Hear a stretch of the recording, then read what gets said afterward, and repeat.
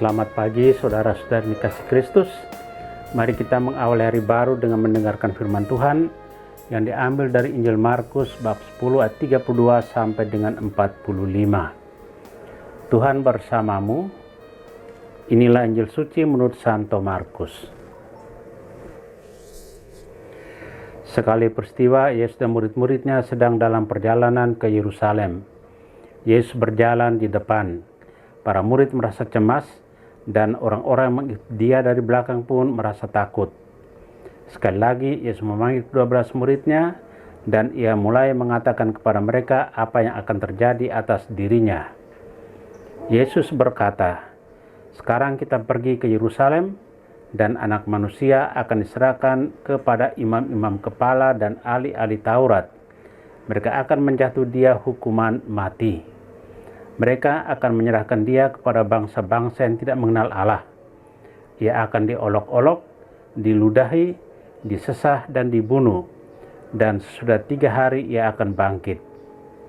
Lalu Yakobus dan Yohanes, anak-anak Zebedeus, mendekati Yesus.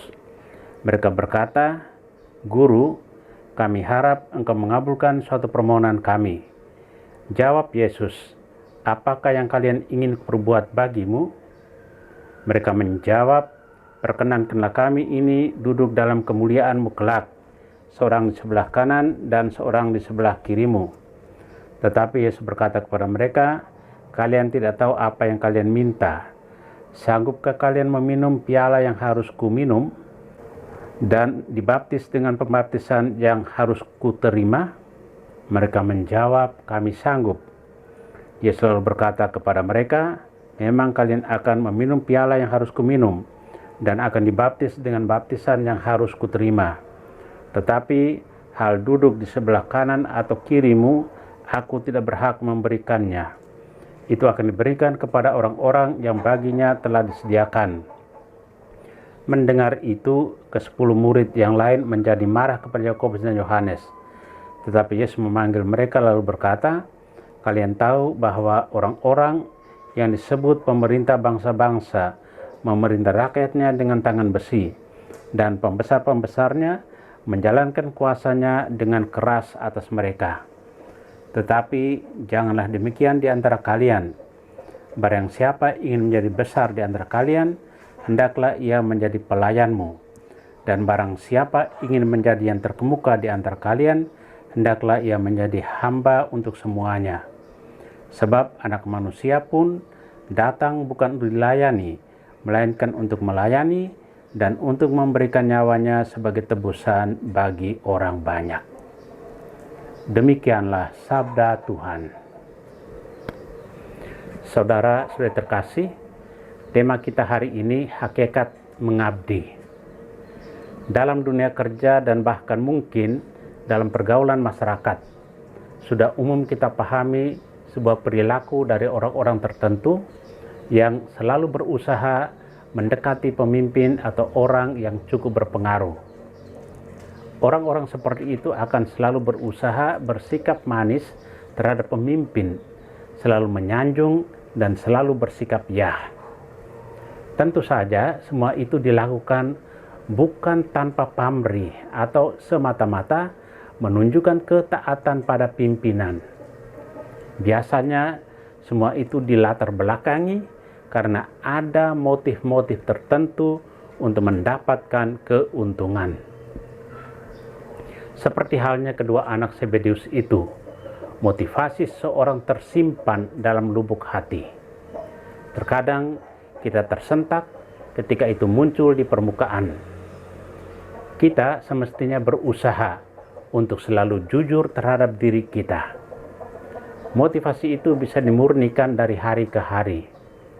Ini bukanlah proses yang sekali jadi. Maka kita juga harus terbiasa untuk memberikan dukungan bagi orang-orang di sekitar kita untuk memurnikan motivasi untuk melakukan kebaikan. Bagi Yesus, mengikuti Dia bukan untuk mencari posisi tetapi untuk menemukan hakikat mengabdi dengan semangat seorang pelayan. Mengabdi dengan semangat seorang pelayan justru akan membuat seorang murid menjadi terkemuka. Di sini Yesus menawarkan suatu etika pengabdian yang bercitra seorang pelayan yang justru akan mengangkat seseorang menjadi mulia dalam hidupnya. Kita semua dipanggil untuk melayani dengan tulus, bukan untuk mencari posisi dalam pelayanan. Saudara terkasih, kita dipanggil untuk menjadi pelayan. Menjadi pelayan berkaitan dengan dua hal, yaitu pelayanan diri sendiri dan pelayanan sesama. Menjadi pelayan diri sendiri berarti dapat membekali diri dengan berbagai pengetahuan yang kita butuhkan dalam hidup ini, sehingga bisa digunakan untuk menolong diri sendiri dan orang lain. Menjadi pelayan sesama mengandung arti dapat melaksanakan tugas yang dipercayakan kepada kita sebaik-baiknya seperti Kristus. Dengan begitu, berkat Tuhan pasti akan melimpah atas hidup kita. Tuhan memberkati kita. Amin. Marilah kita berdoa. Tuhan, pagi ini kembali kami naikkan syukur dan permohonan. Terima kasih sudah menjaga kami saat tidur maupun bangun. Terima kasih untuk udara sejuk dan segar pagi ini. Bukalah mata hati kami, mampukan kami memandang kemurahan dan karya-Mu, serta memuji dan memuliakan-Mu melalui pekerjaan dan pelayanan kami hari ini. Bimbinglah kami selalu untuk menyadari kesalahan kami dan bertobat, sehingga kami sungguh rendah hati, mau membuka hati dan siap menerima rahmat-Mu yang tinggal dalam hati kami.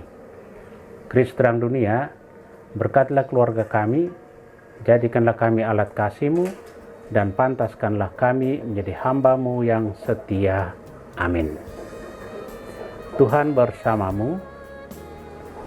Semoga kita sekalian, orang-orang yang terkasih dan doakan, seluruh aktivitas kita hari ini dilindungi, dibimbing, dan diberkati oleh Allah yang Maha Kuasa, Bapa dan Putra dan Roh Kudus. Amin.